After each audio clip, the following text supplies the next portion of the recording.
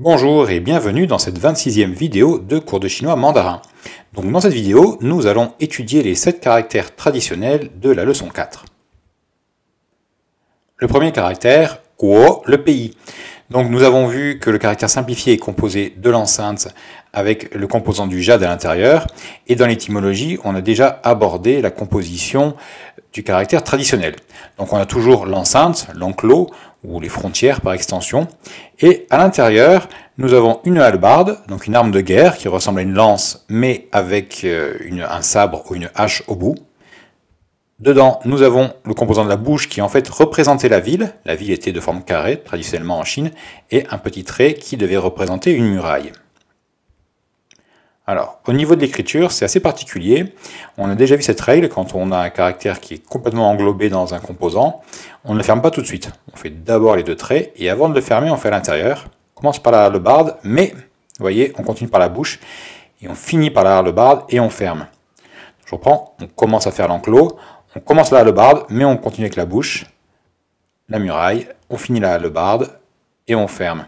Alors ça semble pas très logique de ne pas faire la hallebarde en entier du premier coup, mais ça respecte un peu la règle du haut vers le bas, puis après de gauche vers la droite. Donc ça peut sembler un peu surprenant au début, mais quand on est habitué au caractère chinois, on verra que ça devient très logique. Et enfin, voici la décomposition trait par trait. C'est quand même plus clair si on veut analyser un peu plus le caractère. Le caractère suivant, Han, chinois. Donc le caractère simplifié en haut à gauche était composé donc du composant de l'eau et de la main droite, et on avait déjà vu une partie de la signification du point de vue de l'étymologie du caractère traditionnel. Donc à gauche on a toujours l'eau, et à droite ça représentait en fait le nom d'une tribu, et par extension le nom d'une rivière. La stylisation a fait que l'on a 3 composants. En haut ça représente 2 fois le chiffre 10 qui ressemble à une croix latine, comme on va le voir dans les prochaines vidéos. En dessous, vous reconnaissez la bouche, assez aplatie, et enfin, ce caractère qui se prononce fou, qui signifie le mari de l'épouse, l'épouse le mari. Par extension, ça signifie aussi un homme. Donc évidemment, là, la stylisation a fait qu'on a des composants qui ont rien à voir avec ce qu'on avait au début, ou presque rien à voir avec ce qu'on avait au début. Bon, c'est un peu normal. C'est vraiment la simplification petit à petit de l'écriture qui fait qu'on ne peut pas employer un trop grand nombre de composants très différents. L'écriture maintenant, donc le composant de gauche de haut en bas. Attention au troisième trait qui monte. Et là, hop, à droite, c'est un peu plus compliqué. On fait la bouche, on prend 2 traits horizontaux, et après on coupe tout, et on ferme. Enfin, on termine. Donc hop, là, important, le trait monte. Là, on fait d'abord les 2 traits verticaux, et après le trait horizontal. La bouche, vous connaissez. Les 2 traits horizontaux du mari, et on fait comme l'homme. Donc la composition trait par trait, 14 traits, c'est quand même pas évident. Vous pouvez essayer de le faire, de vous entraîner à essayer de le refaire à la volée après avoir vu la première décomposition animée. C'est assez difficile, il faut reconnaître, même quand surtout pour les débutants, même quand on est entraîné comme ça, l'avoir vu pour la première fois et essayer de recommencer, c'est pas forcément évident, mais on peut s'y essayer. Donc si vous y essayez et que vous n'y arrivez pas, c'est pas très grave, c'est normal. C'est vraiment compliqué pour un niveau débutant.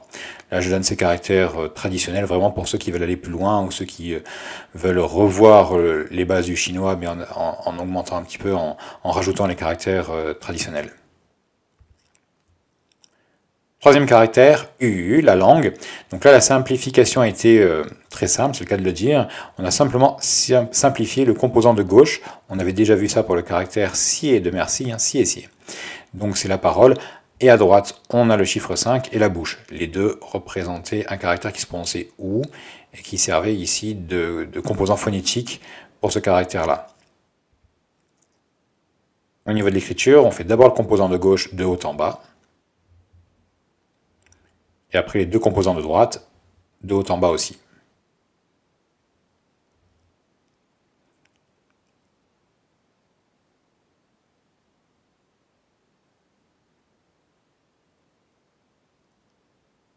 Donc là, pas très compliqué, si on connaît déjà le caractère simplifié, il n'y a qu'un composant à mémoriser, et comme on le revoit assez souvent, ça devrait être facile.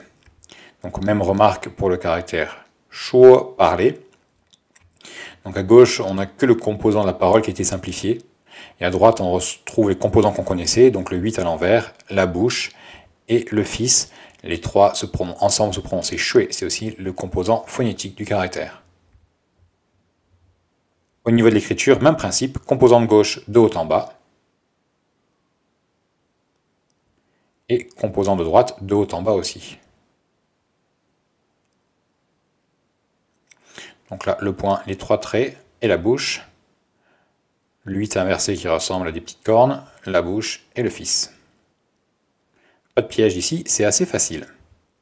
Donc là, on a quand même 14 traits, mais vous voyez, c'est pas le nombre de traits qui fait la difficulté. Si dans le caractère, on observe une certaine logique, c'est beaucoup plus facile de mémoriser. Alors ce n'est pas du tout le cas pour le caractère suivant, écrire, sier, que nous avons vu donc en simplifié à gauche. À droite, on a vu un petit peu l'étymologie. En haut, on avait le toit. Au milieu, ça représentait deux mains. Alors maintenant, ce caractère, c'est un composant, mais il a quand même une prononciation. Il se prononce tio, et ça signifie le mortier, le pilon, enfin le mortier à piler, pardon. On l'a encore dans dioch, les molaires, donc les dents qui servent à broyer. Mais là, ça représentait, étymologiquement, ça reprend l'image des deux mains, qui tenaient en dessous un objet, où on avait vu aussi que pour l'étymologie, que c'était peut-être pour la phonétique. L'étymologie de ce caractère n'était pas très claire. Alors ce composant-là, c'est une variante archaïque de pao, le sac. Donc on a un trait et un petit crochet. Dans le sac, il y a encore quelque chose en dessous. C'est pas très important, mais là en dessous, c'est pas ce qu'il y a, c'est pas ce qu'il y a dans le sac. Là, c'est les 4 petits points du feu. Alors ça, le feu, c'est un autre caractère quand il est mis à l'horizontale, souvent en dessous d'un caractère. On fait 4 petits points, qui sont des petits traits, mais avec le pinceau, en fait, on appuie seulement. Donc là, c'est un peu plus compliqué quand même. Au niveau de l'écriture, toujours pareil, de haut en bas. Donc le toit, il n'y a pas de secret. On fait d'abord le point, puis après les deux traits. Par contre là, gauche, droite, et après on ferme en dessous. Et les 4 petits points du feu en dernier, de gauche à droite. Donc le toit, regardez, un coup, deux, petits traits, un coup, deux, et on ferme. Les 4 petits points de l'eau. Donc pas évident pour ce caractère composé donc de 15 traits. Ça fait juste un trait de plus que le caractère précédent, mais comme la composition est un peu différente, on n'a pas de point de repère, c'est beaucoup plus difficile. Caractère suivant. Hoi, savoir dans le sens de savoir-faire.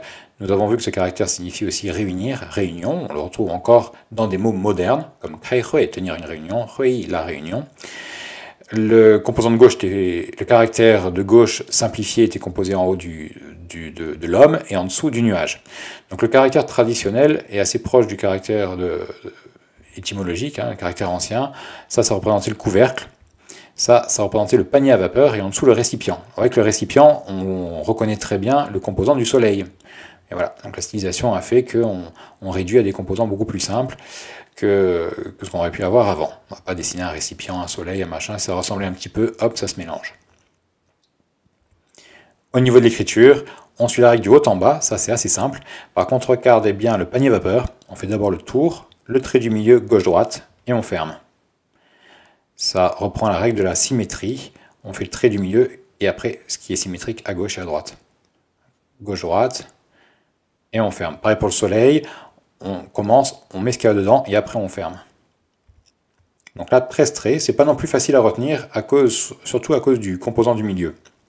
Donc le composant qu'on pourrait appeler le composant panier vapeur, c'est moi qui l'invente, il n'est pas officiellement vu comme ça. Je le reprends par rapport à l'étymologie. Donc si on se concentre bien sur cet élément central, après ce qui est au-dessus et en dessous, c'est quand même beaucoup plus facile parce qu'on connaît déjà l'homme, le petit trait c'est normal, et en dessous le soleil, on le connaît déjà aussi. Dernier caractère, R, le fils, qu'on a vu ici en tant que suffixe, un suffixe très employé. Bon, il y a plein de mots chinois qui se terminent par R, ça vient surtout des accents du nord de la Chine, comme nar, ou dans le sud on dit plutôt nali. Donc au niveau du caractère non simplifié, on a vu dans l'étymologie que ce qu'il y avait au-dessus, ça représentait la fontanelle, donc les os qui sont pas soudés, les os du crâne qui sont pas soudés quand on est bébé. Donc vous voyez, c'est exactement le même composant que les deux mains qu'on a vu dans le caractère sier, écrire. Donc là, ce caractère qui signifie maintenant mortier, hein, peut être et a été utilisé dans différentes, par rapport à différentes origines de caractères, donc les deux mains, ici la fontanelle, etc. On reconnaît bien ici vraiment la simplification petit à petit des caractères chinois très antiques jusqu'à nos jours. Et vous voyez que donc la simplification, par contre, là, entre caractères traditionnels et simplifiés, n'a rien à voir. Ça, c'était choisi.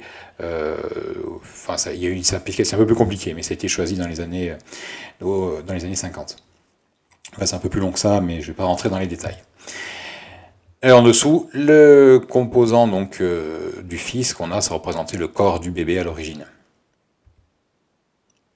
Au niveau de l'écriture, ben là, comme on a déjà vu dans le caractère Xie, le composant du mortier, c'est assez simple. Donc, le petit trait à gauche, on en fait un deuxième. Remarquez qu'à gauche, on compte pour 2 traits, alors qu'à droite, ça se fait d'un seul coup pour un trait. Ça peut sembler pas très logique, mais bon, là, il faudrait réétudier toute la graphie, pourquoi en calligraphie on a fait ça avec un pinceau, etc. Donc là, ça devient assez complexe. Pour l'instant, on peut retenir qu'il faut compter 2 traits. À l'origine, savoir le nombre de traits, c'est très important, ça permettait de trouver un caractère dans un dictionnaire. Maintenant, avec les outils numériques, ça peut aller beaucoup plus vite, mais avant, il fallait trouver ce qu'on appelait la clé, on appelait ça une clé, non pas un composant. C'était le composant principal du caractère. On comptait le nombre de traits dans la clé, on allait voir dans une liste, on regardait toutes les clés qui avaient ce nombre de traits, on le trouvait, et puis après on comptait le nombre de traits supplémentaires, etc., etc. Donc savoir le nombre de traits, à l'origine, c'était très important. Dans l'avenir, je ne sais pas quand, je ferai une vidéo pour montrer comment on cherchait avant dans un caractère dans un dictionnaire chinois. Mais ce n'est pas la vidéo du jour. Donc là, je vous remets la décomposition trait par trait. On voit bien que le composant de la fontanelle, enfin du mortier, se fait bien d'abord gauche, droite, et après en dessous on ferme. Et voilà, c'est terminé pour cette petite vidéo. Donc je vous remercie de l'avoir vu jusqu'au bout, et je vous dis à très bientôt.